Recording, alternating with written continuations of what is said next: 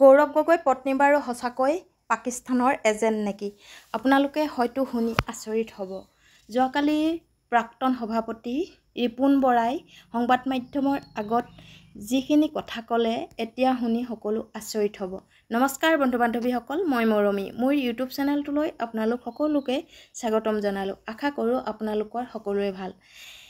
সঁচাকৈ গৌৰৱ গগৈ পত্নীবাৰু সঁচাকৈয়ে পাকিস্তানৰ এজেণ্ট হয় নেকি?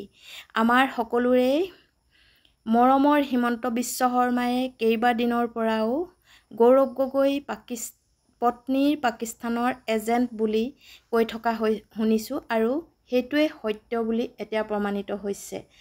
গৌৰৱ গগৈ সভাপতি হোৱাৰ লগে লগে ৰিপুণ বৰাই এই বিস্ফোৰক মন্তব্য কিহৰ কাৰণে আগবঢ়ালে? নে গৌৰৱ গগৈ সভাপতি হোৱাৰ বাবে ৰিপুণ বৰাৰ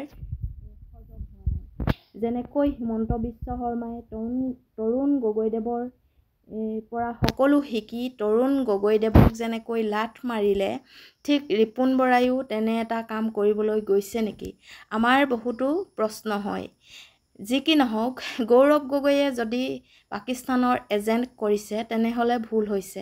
কাৰণ যি পাকিস্তানে আমাৰ নিৰীহ লোকক হত্যা কৰিছে তেনে লোকক আমি কেতিয়াও ক্ষমা কৰিব নোৱাৰোঁ আৰু তেনে লোকৰ লগত বন্ধুত্ব গঢ়াটো বা তাত NGO খুলি পত্নীয়ে দৰমহা খাই থকাটো কোনেও হজম কৰিব নোৱাৰিব। কাৰণ এই কাৰণেই হিমন্ত বিশ্ব শৰ্মাই গৌৰৱ গগৈক বিদেশী বুলি ঘোষণা কৰিছে। কাৰণ পাকিস্তানৰ লগত তেওঁ নিশ্চয় কিবা এটা লিংক আছে, নহয় জানো? নহ'লে হিমন্ত বিশ্ব শৰ্মা ডাঙৰীয়াই কেতিয়াও এনেই মিছা কথা ক'ব নোৱাৰে। ইমান কেইদিন হ'ল এতিয়া গৌৰৱ গগৈ কিয় নিমাতী কন্যা হৈ আছে? কাৰণ যদি মিছা কথা হ'লহেঁতেন গৌৰৱ গগৈয়ে সংবাদমেল পাতি হওক বা যিকোনো ঠাইতে স্পষ্টীকৰণ দিলেহেঁতেন। কাৰণ তেওঁ গাত দুখ থকাৰ বাবে তেওঁ সময় লৈছে। সেই কথাষাৰ ক'বলৈ তেওঁ সময় লগা কি কথাটো আছে? নিশ্চয় কিবা এটা গোন্ধ পাই হিমন্ত বিশ্ব শৰ্মাই তেওঁক তেনেকৈ কৈছে। আমাৰ নিজৰ যিসকল জোৱান সেইসকল শ্বহীদ হৈছে আৰু সেই শ্বহীদ হৈছে কাৰ বাবে? পাকিস্তানৰ বাবে। পাকিস্তানে আমাৰ নিৰীহ লোকক হত্যা কৰিছে, 26জন নিৰীহ লোকক হত্যা কৰিছে আৰু আমাৰ জোৱানসকল তাত বহুতো শ্বহীদ হৈছে। সেইসকল খোদ পাকিস্তানৰ বাবে হ'বলৈ পাইছে।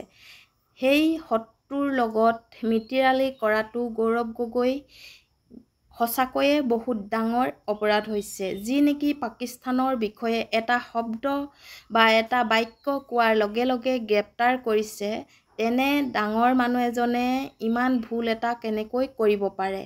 সাধাৰণ মানুহৰ কথা বেলেগ, কিন্তু গৌৰৱ গগৈ এজন ডাঙৰ জনা শুনা ব্যক্তি আৰু তেওঁ জানিব লাগে যে পাকিস্তানৰ লগত মিতিৰালি কৰিব লাগে নে নালাগে আৰু তাত NGO খুলি মিতিৰালি কৰি তাৰ পৰা ইনকাম খোৱাটো আমাৰ কেতিয়াও হজম নহয়। যি কি নহওক, মই মোৰ চেনেলৰ যোগেদি আপোনালোকক এই কথাকেইটা আগবঢ়ালোঁ। ভাল লাগিলে লাইক, কমেণ্ট আৰু শ্বেয়াৰ কৰিবলৈ নাপাহৰিব।